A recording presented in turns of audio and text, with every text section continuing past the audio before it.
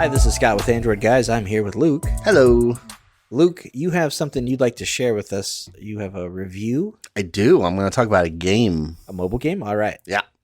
I'm talking about the game. It's called Mythic Legends. This is available in the Play Store for free. It's made by Hyper Studios Limited. This is kind of a...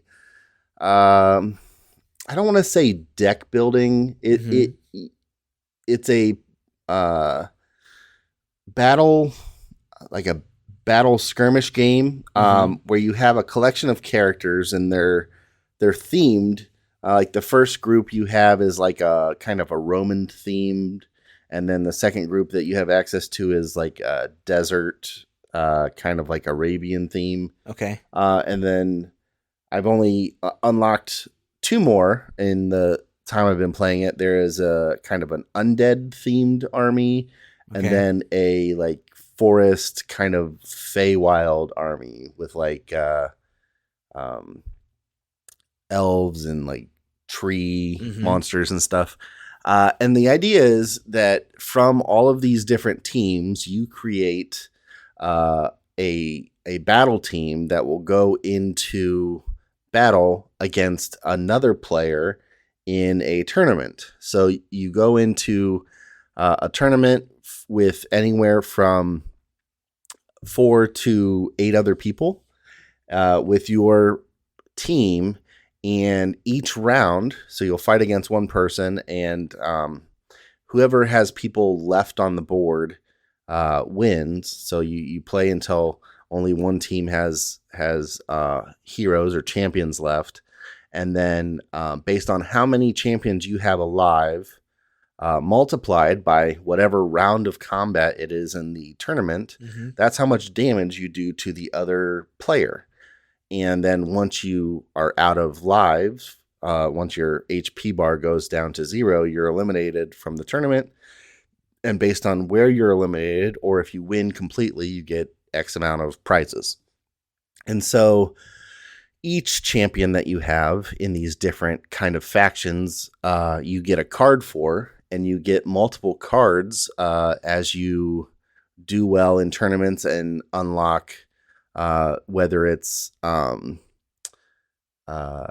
treasure chests that contain more cards, or there might be milestones where it's, like do 3 battles in a tournament, or upgrade a character past level 4 might be a milestone. You might get another card or another, handful of cards for a certain character. You also get cards in between rounds of a tournament. So after the first round of a tournament, you get usually kind of a power up for the tournament, where maybe all of your characters have an extra 3% of life, or they do a little bit faster attack speed. And then the second round of the tournament, you get to pick from 3 different characters and get cards for that character. Okay. And then as you go throughout the tournaments, either between each round, you either get more cards for a character, or you get another, bonus for the tournament. And those can be other things like, like I said, defense or attack speed. Some of them are based on your overall, like warlord is so you have a character type, like a leader of these different factions. So like the leader of the undead team is like this lich kind of necromancer looking guy. If he's your warlord, he has a power that he does throughout the battle to help your team. And as you level him up, you can have more people on the field. So once he reaches level 4, you can have 4 people, level 5, 5 people, so on and so forth. And his ability gets better. And so some of those upgrades between the tournament rounds are things like an upgrade to, your hero power, your warlord power is 25% more effective or 50% more effective. You can pick the same one multiple times, and it gets better and better. So it's this.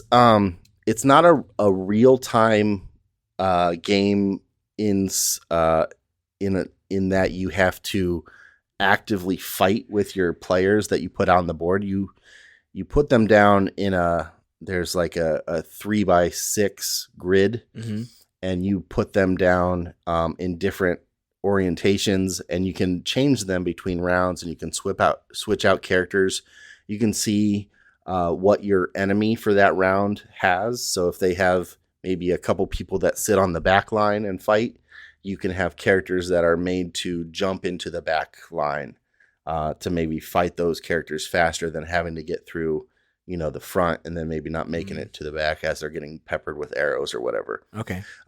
So it's a real-time strategy in that you're constantly changing up your team based on who you're fighting against. But once you get that team set, you hit battle and everything just fights on its own. Gotcha. So the game is really fun so far. It's interesting to see the different character types and the different themed armies. There's a lot of, most armies have kind of like a knight or up front, like armored character. And then there's like a big damage character and a magic user and kind of a rogue kind of character or a ranged attack character. So there's all these different types of characters, but each specific team has different stylized characters for those roles. So if you want, you can make up, an army of 3 of the knight kind of characters from different factions and 3 of the range characters from different factions, and then just go that route. You don't actually have to keep all of the knights or all of the desert or all of the, elf kind of people on one team. It's a pretty cool idea. In score wise, I gave it a 3.2 average, and mostly for that is because after the initial kind of play of the game, and I've gone through and played quite a bit of it, it hasn't really evolved. As I've leveled up, I'm able to add more characters to the screen, and the battles get bigger and bigger, but it's kind of the same gameplay so far. Okay. Nothing has really changed. So feature wise, you kind of go through, as you go through this tournament and do these tournaments, you go up this path that you unlock chests or coins or rubies to get more cards to better your army. But there isn't like a different mode where you're going to fight like a big bad monster or something like that so far. Okay. So the feature wise, it seems pretty basic, or it's a lot of the same. It does it really well. Yeah. But it's not like I can see that it wouldn't necessarily keep my interest, and that's why I put the replay value as a 3 also. Sure. It's not going to be, if it stays like this, I don't see myself playing it a lot because it's just a lot of the same. Yeah. Graphics wise, the game is gorgeous. Yeah. The screenshots and the trailer that I'm watching, it looks really nice. Yeah. And that's the reason I downloaded it. I saw some advertisements on another game and I was like, oh, this looks cool. Yeah. I thought it was a little bit more real-time fighting where, based on what was happening, you might put a card down to change the outcome of your battle. Yep. And that doesn't happen that I've run into yet. So I do think that the trailers I've seen can be maybe a little misleading. But the game looks great. The audio is good. It's nothing special. It's good. And then to round out the scoring, ads and notifications, it doesn't really give you much. You might get a notification that like your daily goals have reset or a chest has unlocked or something like that. But there's not really a, hey, come back and play, this constant thing that we see with a lot of free-to-play games. Okay. It does have in-app purchases. You can purchase more chests. You can purchase gold. You can purchase rubies. There's like a kind of a battle pass that you can purchase where as you go through these milestones and unlock things, you can get an extra prize or an extra reward if you have the battle pass. And then they have this thing called the Dragon Horde, where it resets after a couple days after you have gone through and beat some milestones. You keep adding extra goodies to the Dragon Horde, and you can unlock those once it's full for X amount of dollars.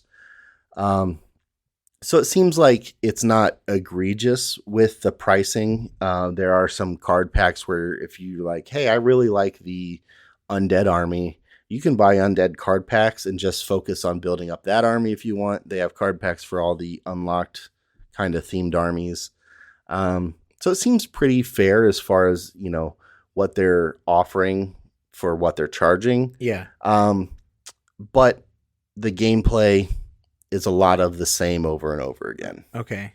It's cool because you can change it up. You can change up your team comp, and you can change everything between rounds. So you're not really, sometimes in games like this, you enter a tournament and you're stuck with that team for the whole tournament, and you kind of have to make do depending on what other people are running. This is nice because you can change your team after every single fight to be optimized the best for the next enemy that you're facing.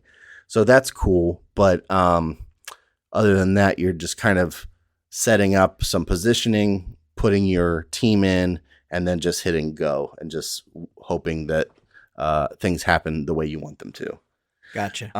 But yeah, overall, it's an interesting game. It looks gorgeous. It's pretty fun, but don't expect, too much new and exciting from the beginning of the game. So it looks like it's the only title from this developer. Uh-huh. And it's got over 1 million downloads already. Yep.